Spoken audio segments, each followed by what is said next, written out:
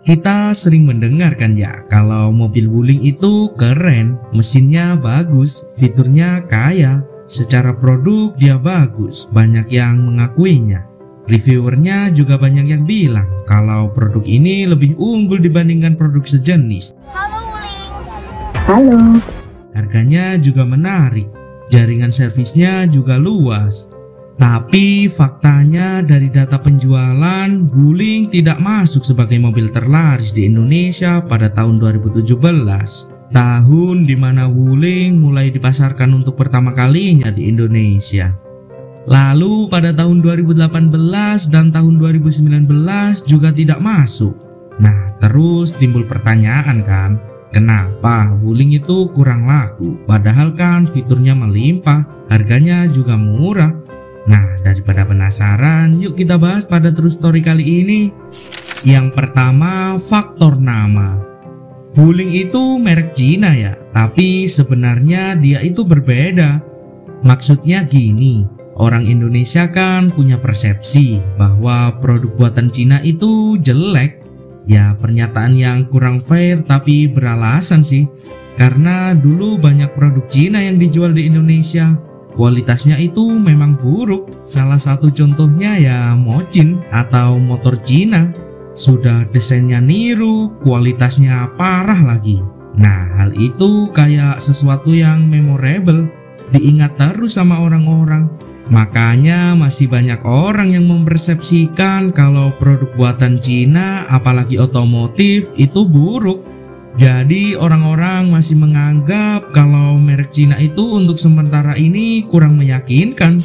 Yang kedua, produk bagus bukan jaminan.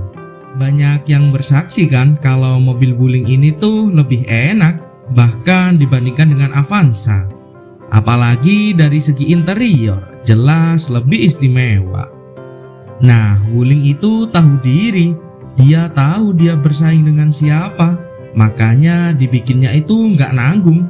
Ruangnya lebih lega dengan captain seat, kulit sintetis, dashboard mewah.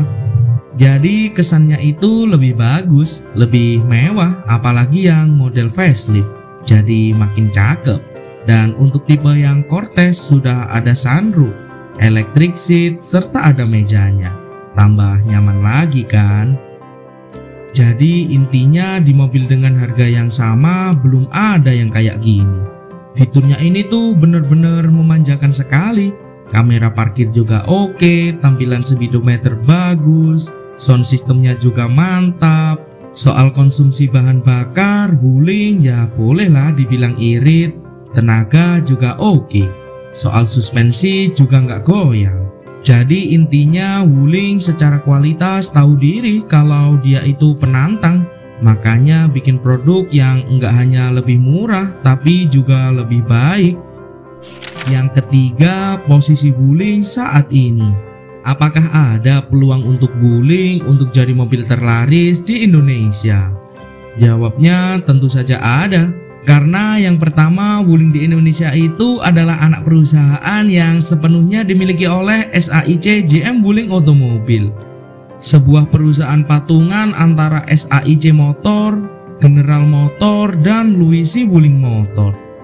Yang intinya secara pengalaman perusahaan ini tuh kuat. Jadi bukan perusahaan kemarin sore. Yang kedua, Wuling itu serius.